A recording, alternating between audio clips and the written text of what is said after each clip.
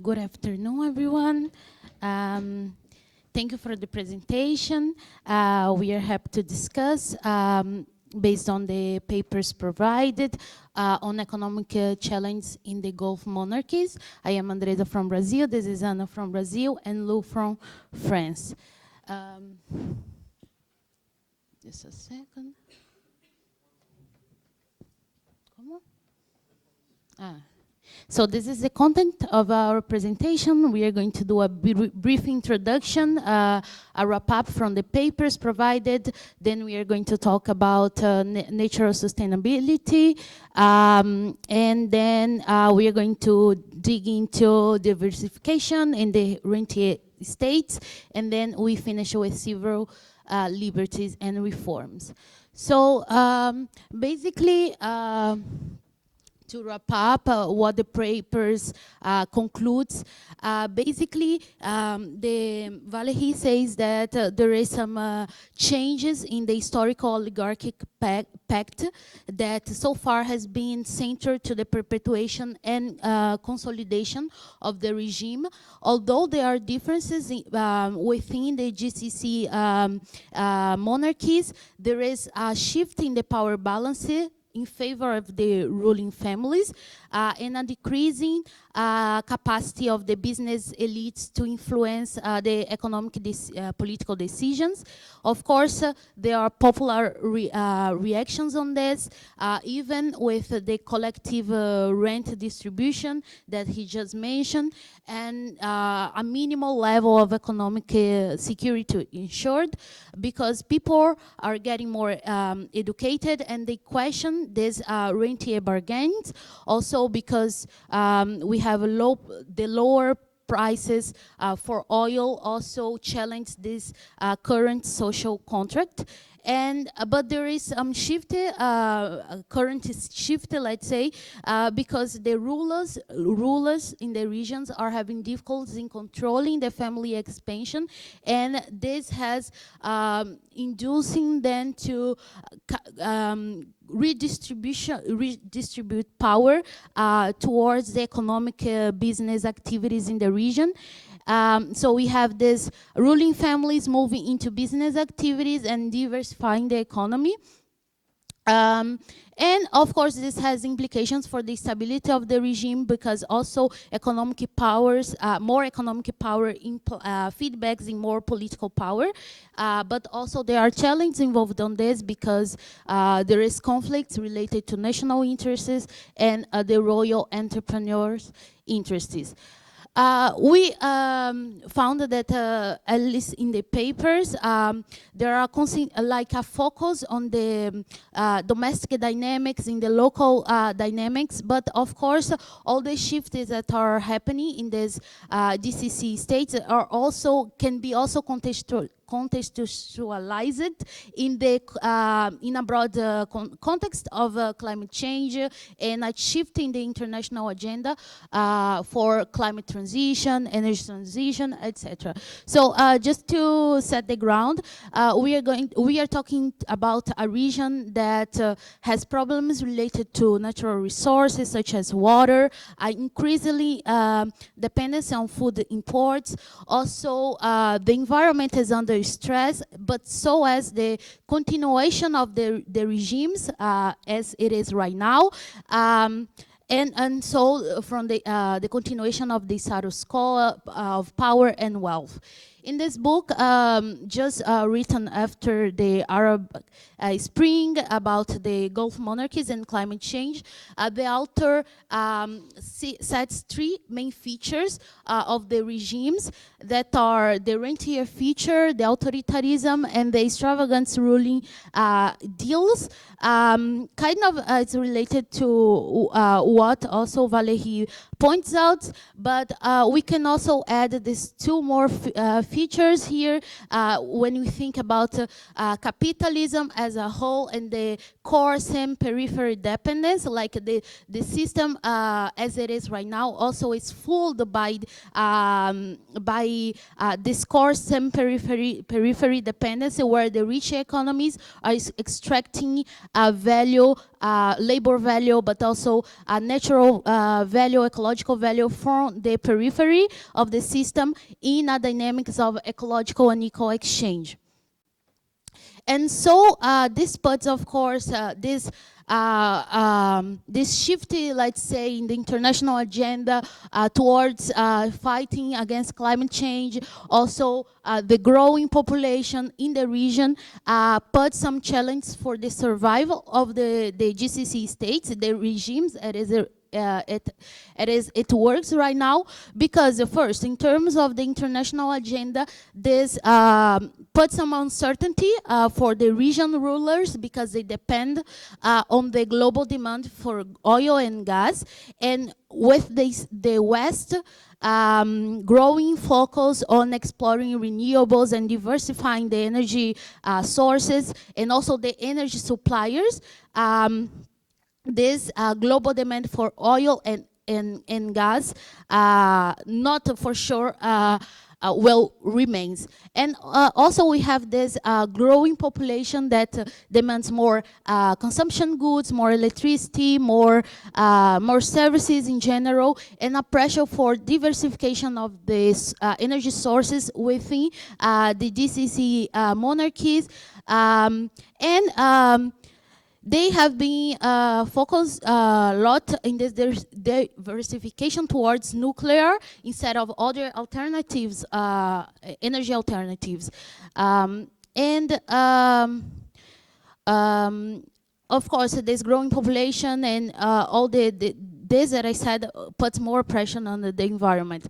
But we raised the question also that is it the ruling families increasingly focus on diversifying their economy's activities also an answer to this challenge, and not only due to rulers difficult to control the expansion of the families? So we need to consider that there are other dimensions of security, like the old dimensions, let's say, or more the military dimensions, where part of the rent is designated to acquire weapons from the West. But now we are facing also environmental, human, and society securities. And is it possible to address those securities or insecurities without collective action, especially talking about non-democratic states? So one question from this first part would be, how long can business as usual continue in the GCC monarchies? Is it possible for oil-rich countries, authoritarian monarchies, to adapt to the described pressures and survive in the upcoming decades? Thank you. And I will continue by talking about economic diversification in a range of states. So these countries have been having a monopoly on oil before, but now it's a much more competitive field, as the US now pretty much is self-sufficient and is the first producer of oil in the world, thanks to mostly also non-conventional source of gas like shale oil. There's also the demand for electric cars and batteries that is diminishing the oil demand, and the oil price has been overall declining for a while, which pushes also these countries to look for diversification economically and politically. So this slide is going to mirror a little bit what Mr. Valeri said earlier, in the sense of in 2008, Abu Dhabi and Qatar and a lot of these Gulf monarchies drew out like new economic plan, new economic vision to diversify the economy towards a knowledge-based one, all under the consultancy of McKinsey, and Saudi Arabia followed in 2016. And the idea was to still keep an export-led economy, but diversify the type of exports. But so each time McKinsey had kind of the same technique, so it would team up with young heirs to the throne, so young princes, with no local expertise, and it would heighten social issues, as we talked about, in the same countries that had a rise in the Arab Spring in 2011. And each time they were trying to make tourism the next thing, but there was very little implementation strategy in the McKinsey report, so it was all very blurry when talking about implementation. And one of the big things in this new economic vision was to privatize. Privatize also the oil fields. So for Saudi Arabia new vision, they wanted to privatize the part of Saudi Aramco, which is the biggest public oil field in Saudi Arabia. But it's important to know that even if we're talking about economic diversification, in all of these new economic plans, they do not plan to divest from oil. In Saudi Arabia, Vision 2030, they still want to maintain the same oil production and even look into expanding the gas sector. So we're talking about diversification of export, but we're not talking about moving away from oil and gas in general. So why are we not seeing a transformative economic diversification? Why are we failing? It's because this economic diversification carries deep power implication for the ruling elites. I won't talk too much about the rentier economy because we talked about it before, how it's an accumulation regime that results in the revenue from exports. So I won't expand on that. But basically this rentier economy is kind of confronted with this new economic vision that is a bit threatening in some ways, because the government is trying to introduce new fiscal policies to get some money from the domestic economy, and that has an effect on the ruling elites. And basically the government is trying to solve, is trying to create this economic diversification without endangering the ruling elites and without really changing the status quo. So why are they not threatened? I guess maybe some of them think that they're going to be oil forever. This is a graph from the British Petroleum that puts out an annual graph or estimation of the oil proven reserves that exist in the world. And we can see that it actually has risen since 1980s. We now have 53 years worth of resources, where in 1980s they were estimated of 30 years. And obviously you probably heard about the whole drill baby drill of Trump and how that could affect or not oil production. However, even if there is a lot of oil in these countries, these numbers are to take with a bit of distance because they are made from state declaration of their oil fields, and there is an individual interest of these OPEC countries to overestimate their own reserves in order to limit their output and to influence prices. So Saudi Arabia officials even themselves confessed that the numbers I've shown before are maybe well overestimated and we may have way less oil than we think, or that they show us. And McKinsey has tried to make calculation, but they lack trustworthy information. So last point, all of these countries are in the Paris agreements, and to stay under 1.5 degrees, they obviously have to reduce their oil extraction. The Global Carbon Project calculated that 80% of the known reserves need to stay in the ground to stay under 1.5 degrees, which means there will be a lot of stranded assets, like a large part of this, a large value of the oil and reserves will need to be reevaluated and to zero because it will be impossible to exploit in the future due to climate change policies that could get more firm and just overall climate change intensifying in general.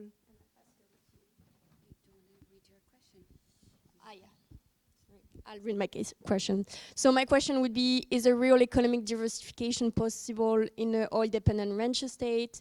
And will an even lower demand be enough to push the Gulf elites to transform their economic and political visions? Now I'm going to talk about, I'm going to do analysis on the social and political reforms and the civil liberties in these 6 countries. And we cannot talk about this without mentioning the Arabic Spring. Differently from the Republic countries like Tunisia or Egypt, the Gulf monarchies, they were resilient to the Arabic Spring because they could rely on the rentier because they could rely on military force and economic research from the rentier state. So they use it as tools to contain the magnificent economic measures. So they increased public spending and monetary incentives. They gave cash to citizens. They also raised the public sector wages and created new public sector jobs. But they also used repressive tactics, so arrested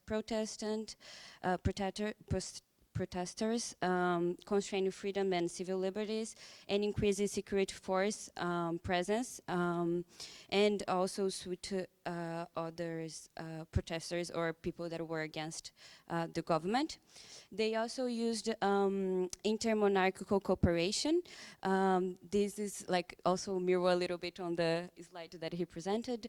So they have a really big protest in Bahrain.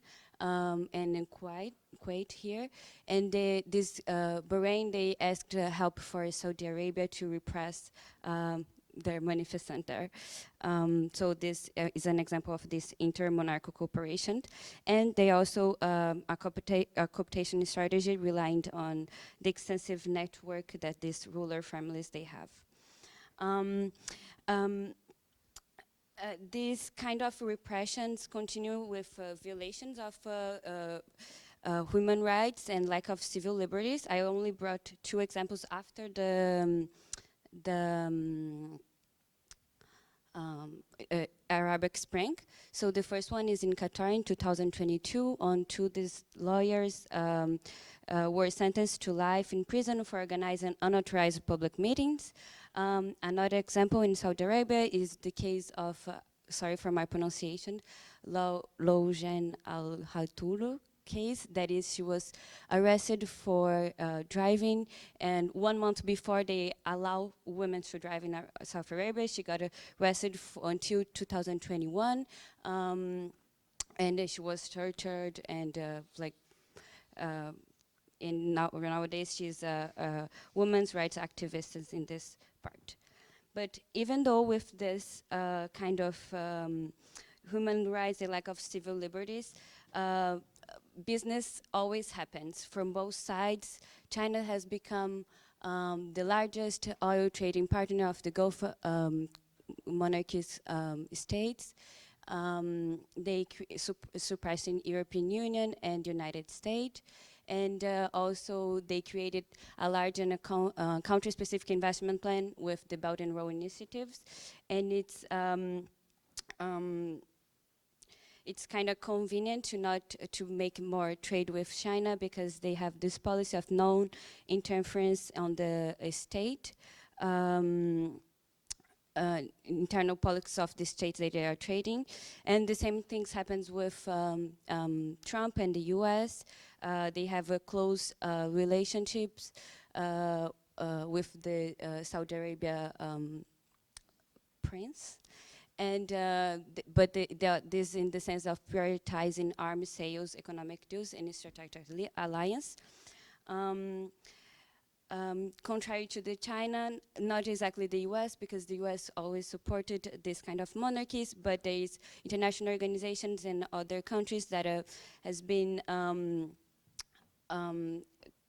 calling for human rights to these countries deal with human rights violations and increase their civil liberties, and they have been doing this part of also the vision of 2030 plans. So GDC countries have begun incorporating human rights languages into domestic legislations. So I just brought us a few examples.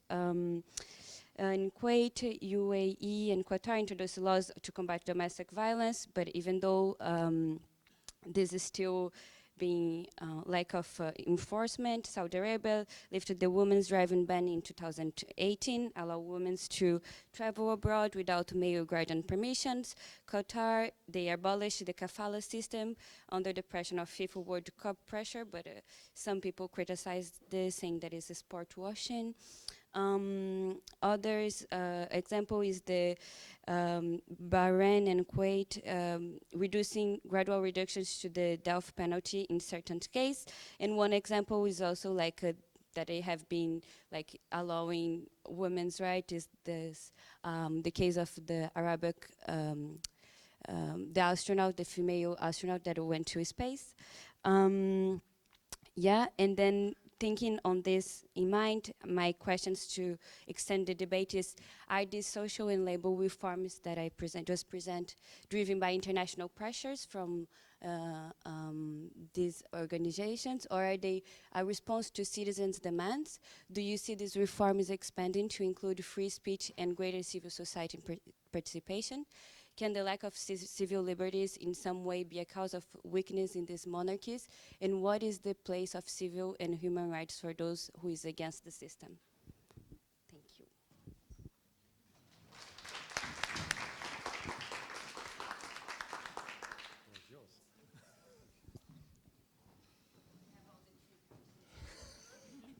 Thank you so much. Thank you so much. Thank you so much for this discussion and the very important question that you raise. So I'm not sure I can I have answers to these questions,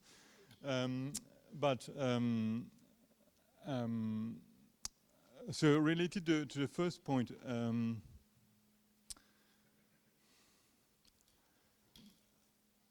I think what you showed how oil resources and oil reserves, I mean, the concern is not about the depletion or the depletion of the oil resources at the global level. That's very important. So with the evolution of technologies and so on, we are discovering new resources, new oil reserve, new oil fields, and we are able to, in fact, extract more oil than we had imagined 20, 40, 60 years ago. So the question is not the fact that oil will not be, will disappear. The question is, and that's important for us in terms of question of climate change and environmental discussions, because we will not get rid of fossil economy by imagining that at some point there will be no oil anymore. No, that doesn't work like this. There will always be capacities by, capitalists or by companies to extract oil in the foreseen future, whether we talk about 50 years, 70 years, 100 years. So, and that's one of the important Ministry of Oil in Saudi Arabia explained in 2000 or 2001. He said basically the Stone Age didn't end with the end of the stone, right? The Stone Age ended because we moved from the Stone Age and we didn't need stone anymore. Or we moved from a different age, from the Stone Age. And the Saudis have understood that very, very early on. They understand that it's not, the problem and the perils for their economy is not about the fact that oil will, their oil fields will dry up. That's absolutely not the point. They understand that their main risk for Saudi Arabia is first, the development of new technologies, so electrical cars or new technologies that don't need fossil fuel anymore, or the fact that new producers are emerging and they will infringe on the monopoly or on the leadership of Saudi Arabia on the global oil market. And this is why what happened in 2014-15 when fracking oil emerged and shale oil and shale gas emerged massively in Canada, in the US, in other countries, that was a life danger for Saudi Arabia and for other crude oil producers. They understood from the beginning that it would be a major problem for them because they will lose their role as key decision makers on the global market. And they will be, when we saw in I don't know if you know that in 2014 the price of the oil barrel of oil on the global market within a few months dropped from $120 a barrel to $25 a barrel within a few months. from the summer 24 to January 25. And there were plenty of explanations about that, but the most important one is that the historical oil producers like Saudi Arabia, but others like Venezuela, Iran, Kuwait, and so on, had decided to massively increase production, massively, in order to drop the price of the barrel of oil on the market massively at their own risk, because of course the price will go down for some time, but they considered that it was the only way they could kill the shale oil industry from the beginning and prevent it from developing. Because at $20 or $25 a barrel, the shale oil in the US could not develop. It was not productive enough, so plenty of shale oil companies in the US collapsed and bankrupted, or became bankrupt. So that was a way to kill the shale oil industry from the beginning, from the crude oil producers. The problem is that when the price of barrel of oil is low, it's extremely difficult to move it up again, because you have to reduce the quantity of oil available on the global market in order to push the price up. But nobody wanted to decrease their own oil production, neither, Kuwait, nor Venezuela, nor Iran, and so on. Because when you reduce your own oil production, you run the risk of having less revenues. And so nobody was in a situation that they could do that. So the price never went up. It took a lot of time to go up again, and that just after the COVID crisis, the COVID pandemic, that the price of oil went back to something like $80 a barrel. But in fact, the strategy of these oil producers didn't work first, because in the long run, the shale oil industry managed to adapt and to find new technologies and so on. So we see now the shale oil industry in the US, which has, basically doubled the total oil production of the US within a few years. But also, these countries have not been able to push again the price of the barrel of oil up again, and they have been running deficits themselves. So it has been a real problem. And related to diversification, what we see at the moment in Saudi Arabia and with Vision 2030 is that a very key element of their diversification policy more and more is to not to be oil exporters anymore, only, but to develop the transformation of oil at home. So refining industry, but also all the transformation industry, like related to petrochemicals and related to plastics and so on. And we see at the moment that Saudi Arabia wants to become one of the leaders in the world for plastics. So they have not, as you rightly said, they are not, their mind is not to move away from oil completely. They know that oil will remain a key element of the economy of these countries for the foreseeable future. But they want to make sure that they lost part of their monopoly on the global oil market.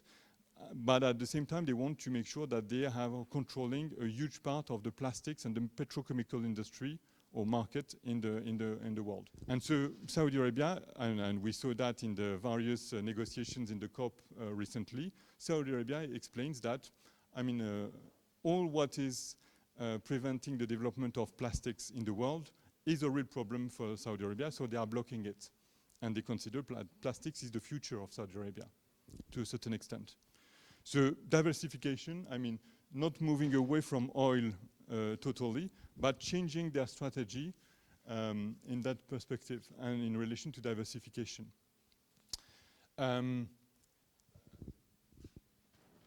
Whether a lower oil demand be enough to push Gulf elites to transform their economic and political visions, I think most of the leaders consider that, in fact, the oil demand will never go down massively. First, because they have in mind plastics, as I said, all the transformation of oil, but they also bet on the fact that India, China, and new markets will demand oil for the next 10, 20, 30 years on a massive scale. Even if they are developing electrical cars and all technologies related to electrical things, they also consider that they will need oil, even as not necessarily as a fuel, but as an element as a power for plants, for industries, for plenty of technologies. So not as petrol, but as a fuel for industries. And I think that's also a very important element in the mind of these leaders. Related to social and labor reforms, whether they are driven by international pressure or they are a response to citizens' demands, I think this is both. And we saw that with Qatar, for instance, and the labor reforms that they have been implementing in Qatar in the perspective of the World Cup, the 22 World Cup. But I think, I mean, I really believe that pressure from outside, or I mean, how can I say that? Pressure to reform or to change models coming from outside are not the ones we will work anyway. So we have had this narrative since the 90s about, for instance, the EU, the European Union's policy of democratization in the Mediterranean by funding NGOs in a number of countries, by promoting democracy and forums and so on all across the region or in other regions of the world.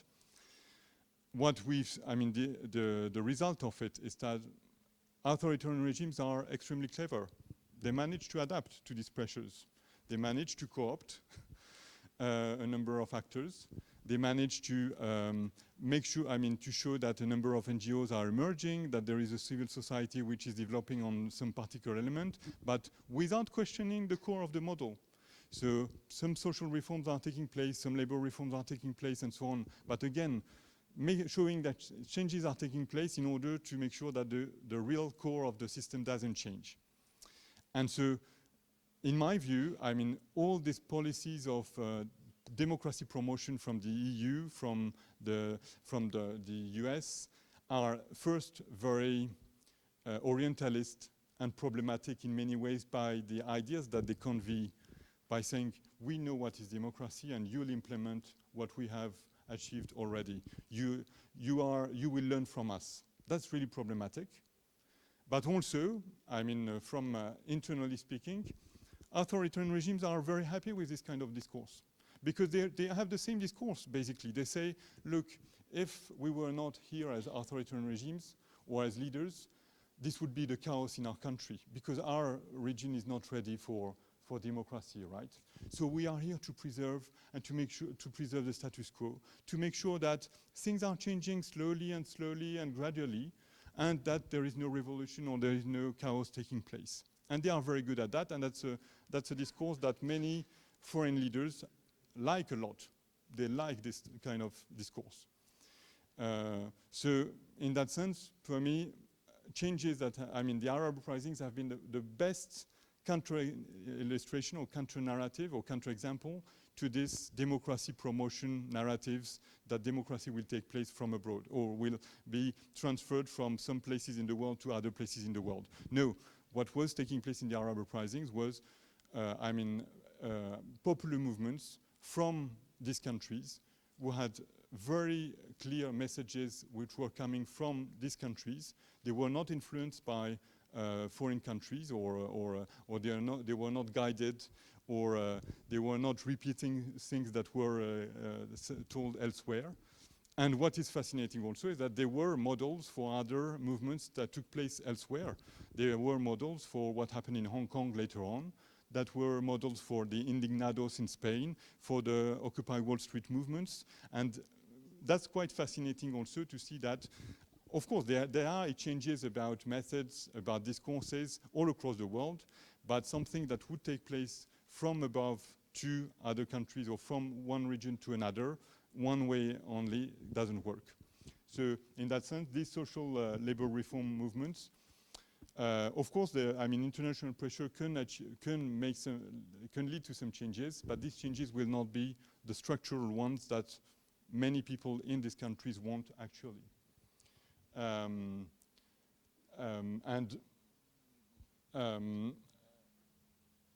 what is the place of civil and human rights for those who is against the system? I mean, you mentioned that. Repression has been taking place in all these countries, extreme repression.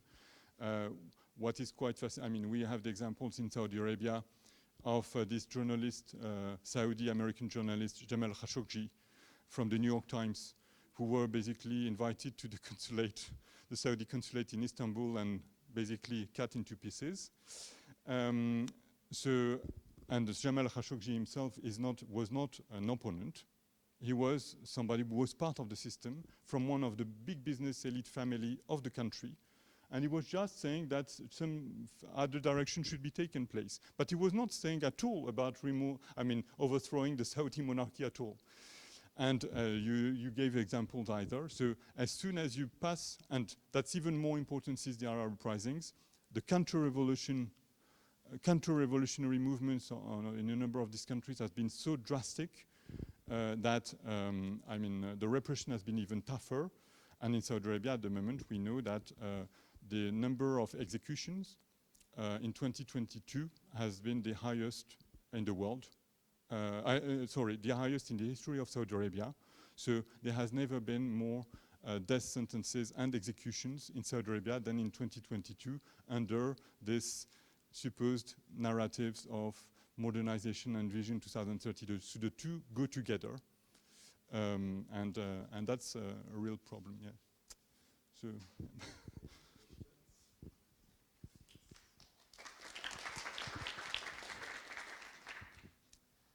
Hi, I'm Sumini. I'm from Sri Lanka.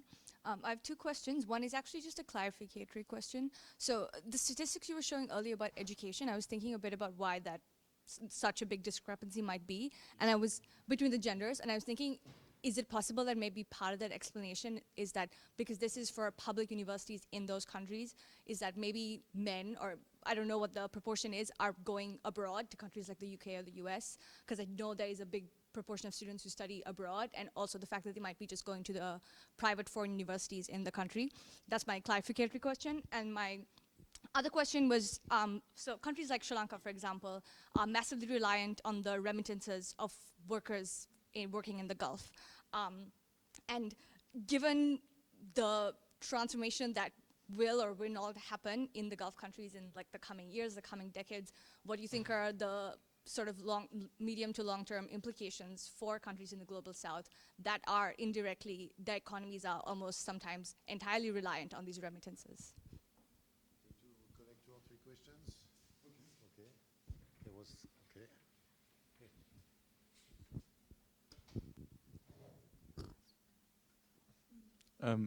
Hi, I'm Jan from Germany.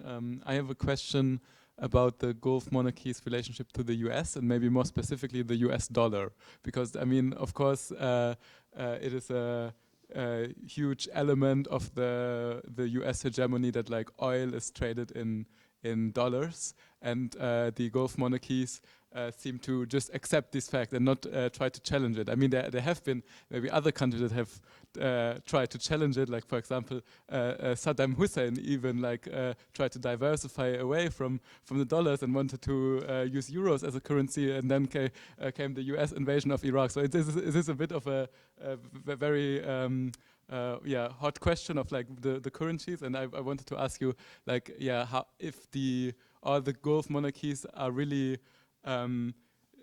strongly aligned to the US, and they would also then accept the US dollar, or if there's also maybe more variance, and maybe even now with China emerging as a potential partner, maybe also ideas of diversifying away a bit from the US and from the US dollar. Hi, thank you. My name's Haley from the US. My question is somewhat related, but I was wondering to what degree you see normalization with Israel also kind of a part of this diversification strategy that obviously looks different across different countries. I think it also ties into the US element. It would be nice for you to talk on that. And maybe more recently with the ceasefire, if you foresee kind of picking back up on momentum towards that, or if this is kind of, if Gaza's changed the trajectory on that. I'd be interested to know. We'll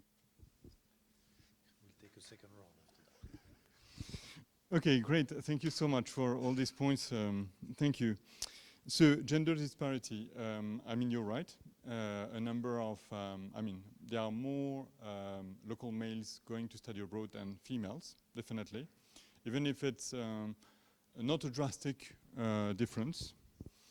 The gender disparity, I think the most important point is the fact that, I mean, there are various elements, but I think the most important point is the fact that in a number of these countries, the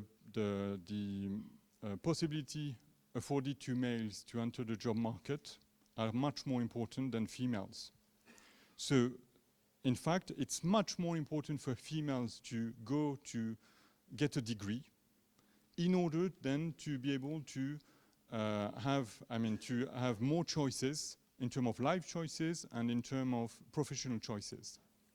So what we notice is that, for instance, a number of young males don't need to do higher education because then they will be able to inherit the business of their father or their family, and they will be, so they don't need to get the degree. They already have a possibility to find a place on the job market.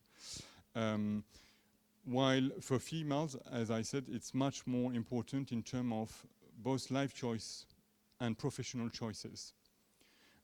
So there is much more at stake for females in achieving higher education. And a fascinating consequence is that there are more and more problems in terms of marriage choices and marriage strategies. Because you have, at the level of the society, you have a disparity between the education between young males and young females. So young females follow, I mean, they have education, then they may be entering the job market. So they are much more reluctant to marry, young.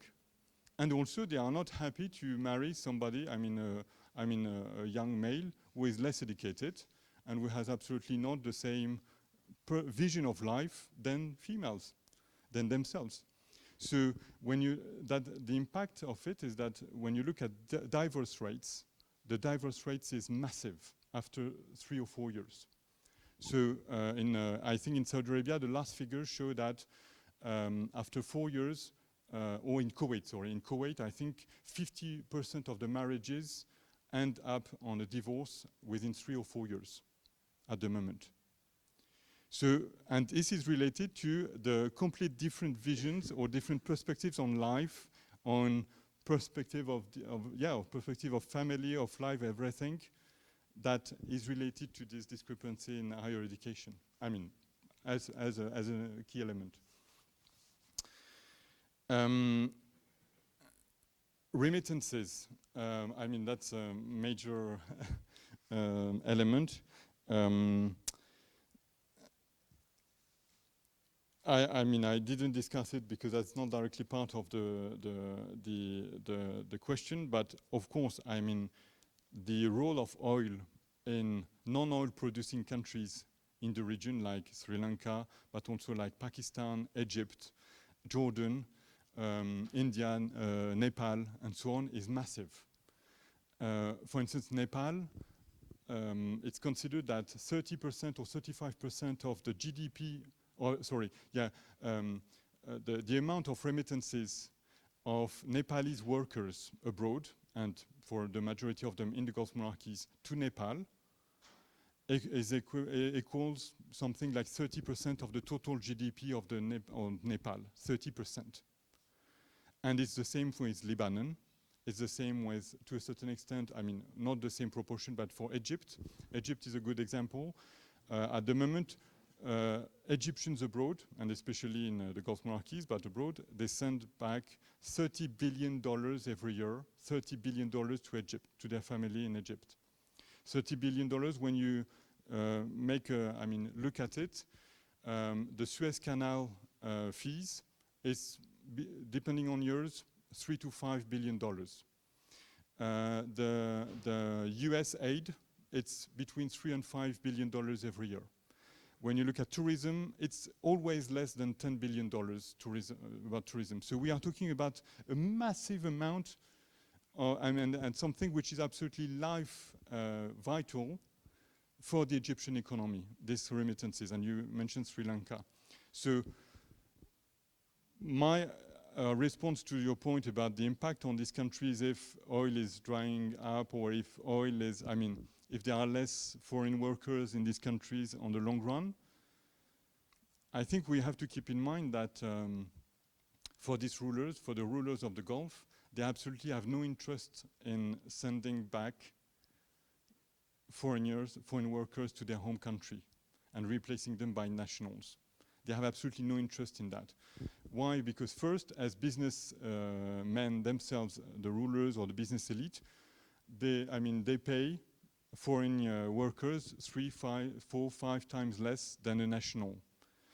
In terms of labor law, it's completely different. Usually, even foreigners are not protected by labor laws on plenty of dimensions.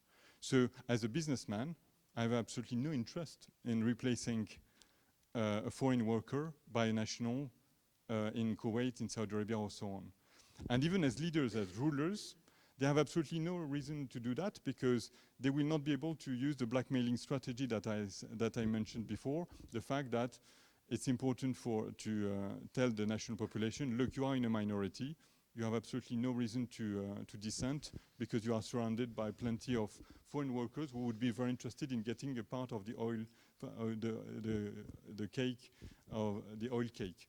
So I don't see, and when we, this idea of replacing foreign workers by nationals has been in the common discourse in these countries for 40 years. And we see that in terms of absolute numbers, there are more and more foreign workers, so in terms of absolute number, and even in terms of proportion, in many sectors, it has not decreased. So the proportion of foreigners in plenty of sectors has not decreased, despite all the discourses about replacing foreigners by nationals. So I think for me, it's something that we won't see in the short term. This massive impact on countries which are sending foreign workers to the Gulf. The peg to the US dollar, yeah, all currencies are pegged to the US dollar, absolutely.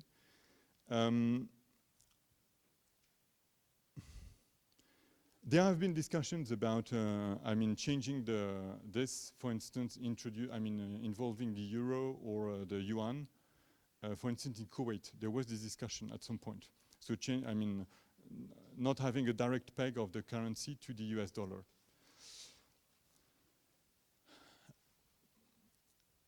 It may happen, but I can't see that in the near future, because I think none of these countries consider that the dollar will be replaced soon as the global currency. So they don't consider that the yuan will have a major, will increase its share in the global currency trade, or in the global trade, compared to the dollar. And they really, for instance, when you talk to them, they say, look at the euro. The euro has been here for 20 years, and the euro has never been credible in terms of global currency or trade currency, and so the dollar has never been challenged by the euro. So we may imagine that the yuan could challenge a bit the dollar in the future, but I don't think that the rulers in these countries consider that it's something that is worth considering, seriously at the moment, and especially that. There is a fascinating book by Adam Haniyeh who explains the way how petrodollars are traveling in the world, and in fact he explains that the city in London is heavily dependent on petrodollars, because petrodollars are injected into the city in London in stock markets and so on, and that feeds into the city, the life of the city as a financial place. and then this money is then transferred to the stock market in London, in New York, and in other places. So the petrodollars has a life by itself. They have a life by themselves, within the financial circuit in the world. So the US economy, the UK economy, European economy to a certain extent are heavily dependent on the petrodollars by the way how they are injected in plenty of different elements of our economies. So in that sense, there is also pressure from the US to say, look, I mean, there is absolutely no interest in changing this peg. And from the rulers, they will say, look, it works very well at the moment, so no reason to change either. But I mean, we may see normalization with Israel. I think that's something which is, I mean, a very important point, because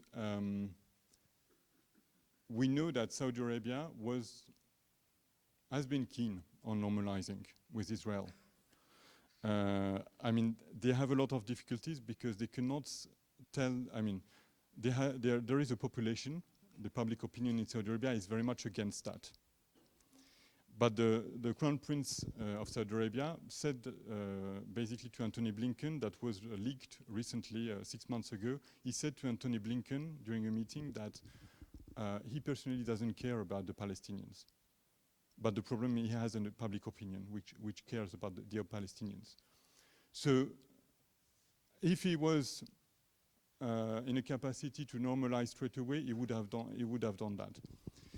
What we anticipate is probably that Saudi Arabia is extremely interested in the contracts that Trump and other leaders in the world have about the reconstruction of Gaza. So extremely cynically decided that Gaza could be reconstructed with Saudi money, with US companies and so on. So the normalization with Israel is something that may not formally take place. The Saudi normalization with Israel may not formally take place at, in the near future. But in fact, there are plenty of informal discussions for a long time between Saudi leaders and Saudi representative and Israeli representatives on various forums at the UN and so on. They are meeting, they are talking to each other. And the formal normalization is not something that is absolutely critical for Saudi Arabia. They know that they will benefit in some way from the war and the destruction of Gaza. I'm talking about Saudi leaders here. So the question of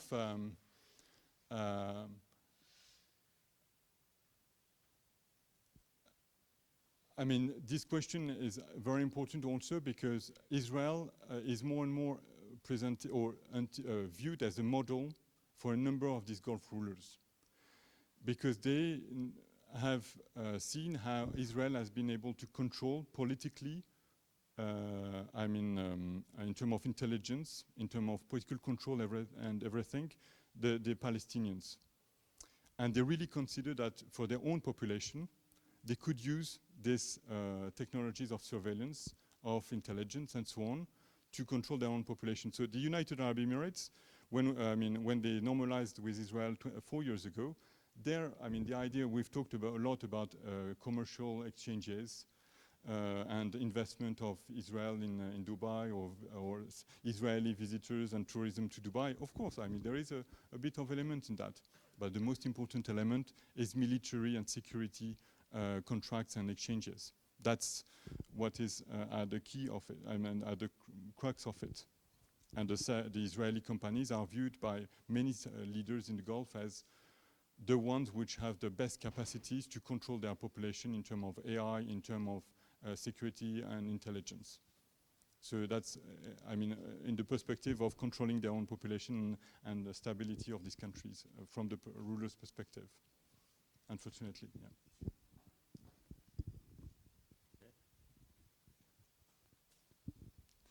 Hi, Sarah from Germany. I would like to come back to the issue of sovereign wealth funds that you raised, and I would just be interested to know whether how strategic they really are and what they do and in which critical infrastructure they invest. For instance, from what you raised, there were many examples in the UK economy, and I was wondering whether that is some sort of colonial path dependency or also a strategic decision, given also, the close entanglements with the US and the US dollar, for instance. I was wondering what exactly the strategy is, which countries they are focusing on, or whether that is maybe also not that strategic after all.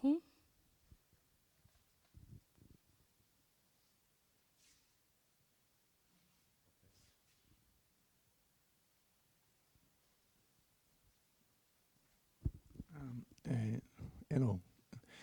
I didn't understand fully a passage of your presentation about the fact that they invest on companies, they got a share, and you said that it was to get a political pressure, and I wonder. You say also that they have a political weight in the negotiation about maybe climate change, plastic, all things that are not ecological at all. And I was wondering how you evaluate this political weight, how it works first, and then how you evaluate it. Well, thank you.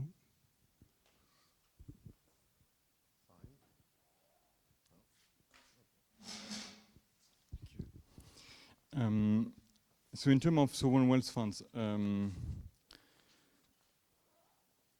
these countries have had different strategies.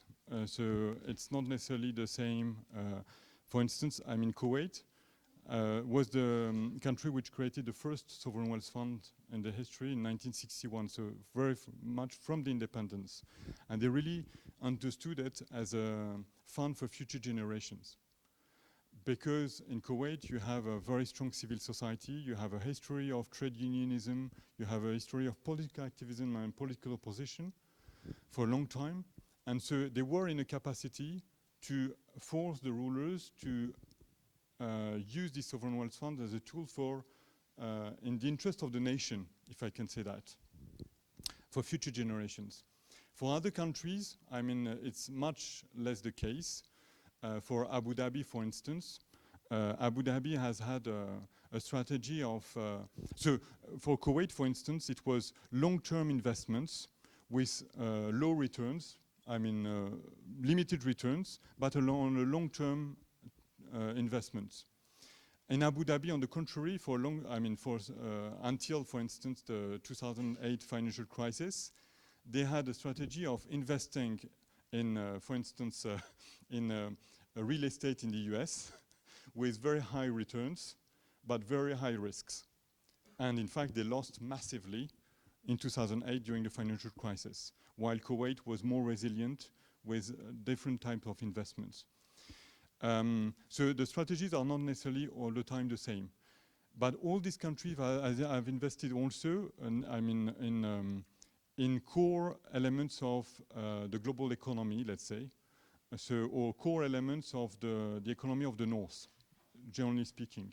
And more in China recently, but historically more in the North. So as I said, in core elements of the economy of the UK, of France, or of the US. So for instance, investing in, as I mentioned for Qatar, investing in companies related to, grocery products and supermarkets, which doesn't seem to be obvious, but this kind of companies, investing in mining companies, or in oil companies in other countries.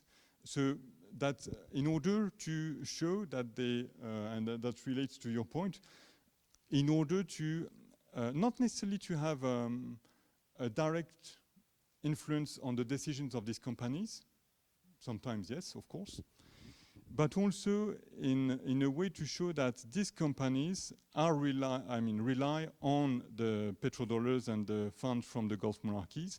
So basically to indirectly influence these companies by taking into account that if these sovereign wealth funds are withdrawing their funds from let's say Sainsbury's or I don't know what, then it will have a direct impact on these companies.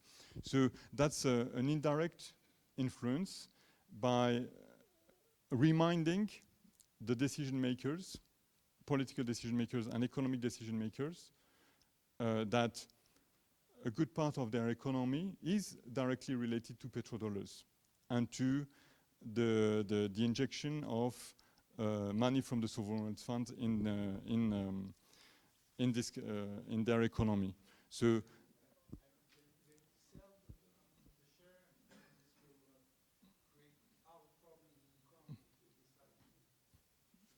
if you withdraw all your investment from, let's say, British Airways, or if you withdraw investment from the Israel airport as a holding, then I mean that may put these companies in deep trouble, and it would be extremely difficult to sell this to I mean for the UK leaders to sell this to their own population by saying, look, in fact we are in big trouble. I mean Israel airport has been always collapsing or is in big trouble just because we accepted funds from and we relied a lot from funds from the Gulf monarchies, which are authoritarian regimes. So that would be extremely difficult to sell to their own public opinion by these leaders of the UK or France or the UK or the US. And so in that sense, the Gulf leaders say, look, you have absolutely no interest in challenging or in repeating all the time that we are bad at human rights, or that we are in fomenting troubles in our country or in supporting political opposition, because we have this card against you and against your political.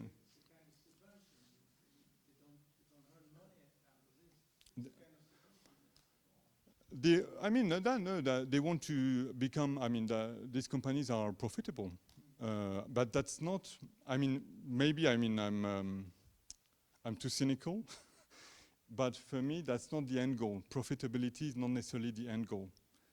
I think the political tool that sovereign wealth fund is much more important than long-term profit. I mean, than profitability. I mean, not in all cases, definitely not, but in many occasions that's the case. Yeah. Yeah. Then we stop, huh? Hello, I have a question regarding, well, you've already alluded to it through different questions, but being quite underread specifically on the US with the Gulf currently, I was wondering if you could give a bit of a snapshot of the current situation with Trump's comeback, specifically with the quite unharmonious diplomatic stance that he's taking. And this in 3 different stances, I think. Firstly, with the sovereign funds that you mentioned, you see these conflicts happening with other countries with sovereign funds. For example, Norway being, I think, the 7th biggest shareholder of Tesla, and coming into conflict with Elon Musk as well, the conflict over Greenland and Denmark. So that's a bit of a mess. And then I'm wondering how that is kind of the case, if there's something similar between Gulf sovereign funds and the US.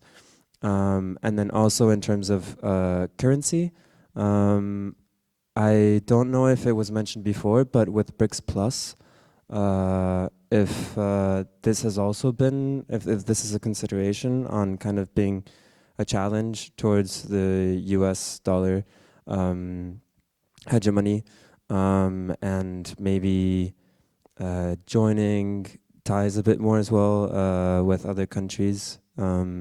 I think Saudi Arabia, at least. I can't remember what other countries were involved, but Egypt as well. I don't know if that plays a role. And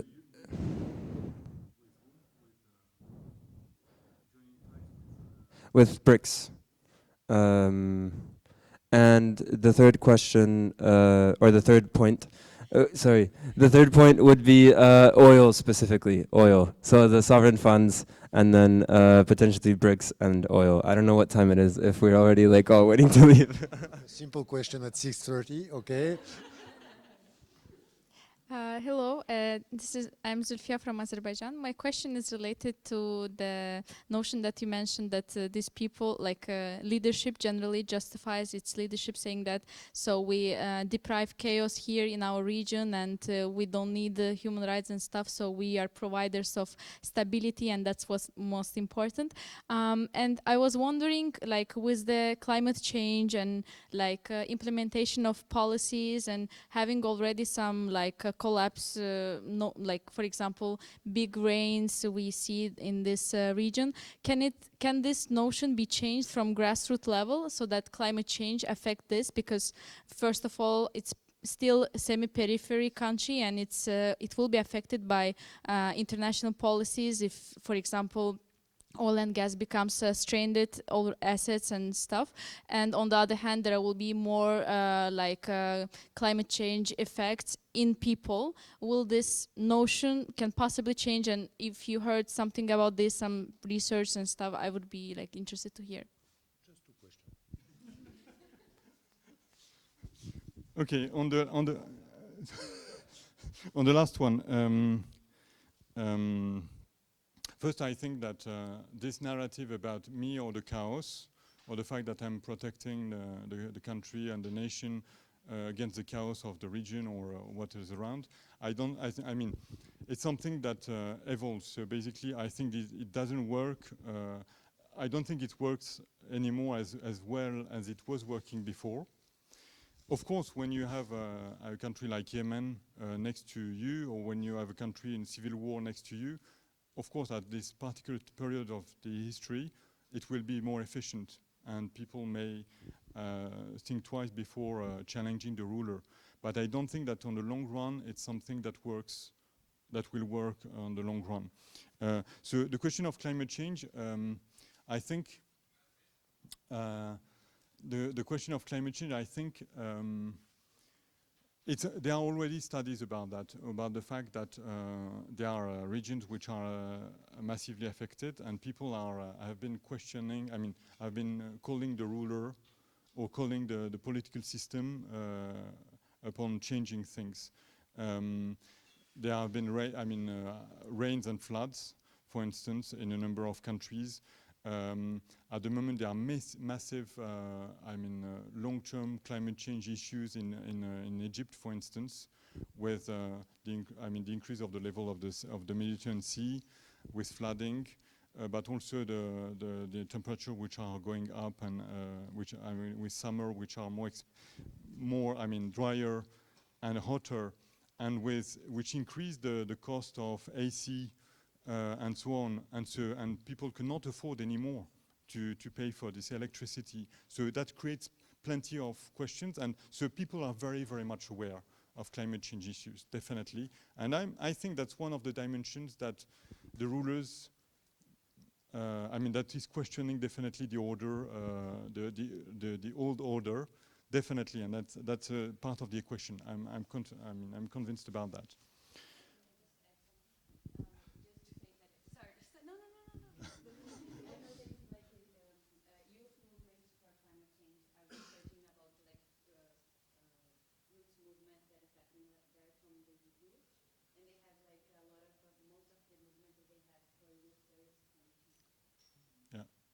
Yeah, absolutely.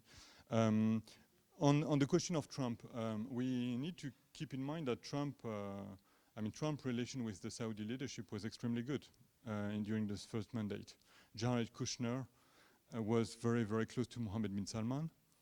And so they had this plan, of redrawing the Middle East. That was in 18 or 19. They had this plan of basically integrate almost, removing the Palestinian question and the Palestinians by moving them to other places. So this completely, schizophrenic and mad plans, but they had these plans. And at the moment, we are coming back to this kind of ideas, as you heard. I mean, there is this idea that Palestinians would be moved to Jordan and the Palestinians from Gaza would be moved to Jordan and Egypt. And that's, the Saudis are very happy with that. The Saudis consider that, yeah, that's a great opportunity for transforming Gaza into something, a kind of new Neom or a new, Monaco. There was this comparison with Monaco, for instance, by Trump. So, completely, but the problem is that they are in power. So that's even more frightening. The question, so the relation between Trump and MBS, Mohammed bin Salman and the Saudi leadership and most of the leaders of the Gulf monarchies are very happy with the return of Trump, very happy with that. Because they still remember the fact that, according to them, Obama is the responsible for the Arab uprisings, because they consider that Obama betrayed or withdrew his support to a number of authoritarian regimes in the region, which is absolutely not the case, but they consider that Obama didn't care about Mubarak in Egypt. So they were saying, okay, if they didn't support Mubarak anymore in 2011, then we could be the next that the US will decide to get rid of and will not support anymore. So in that sense, they rely much, they trust much more Republicans, and in particular Trump, than the Democrats. In terms of currency, and the question of BRICS, that's the last point. I think it's quite ambivalent, because a number of these countries are part of BRICS, absolutely. Saudi Arabia is part of BRICS, or Iran is part of BRICS. Is Saudi Arabia? I think Saudi Arabia is part. Yes, thank you very much. And the thing is that they also consider that, that was before Trump coming to power. So they really consider that BRICS could be an alternative way of influencing the world. But I think also we have to, again, it's very cynical or pessimistic. I don't think that the BRICS is necessarily a better order than, or are promoting more progressive views of the world than that we have at the moment. They are as interested in, neoliberalism as capitalism. We have as authoritarian leaders as elsewhere, with India, with Egypt, with the UAE, with Saudi Arabia, with Russia. So I'm not sure that BRICS for, if we think in terms of future for the world, that's necessarily a great model to follow. That may balance the power of a number of countries in the world which are like the US and so. But I can see that Trump may have good relations with a number of these BRICS leaders on the long run. And the Saudis, definitely. Yeah. Thank you.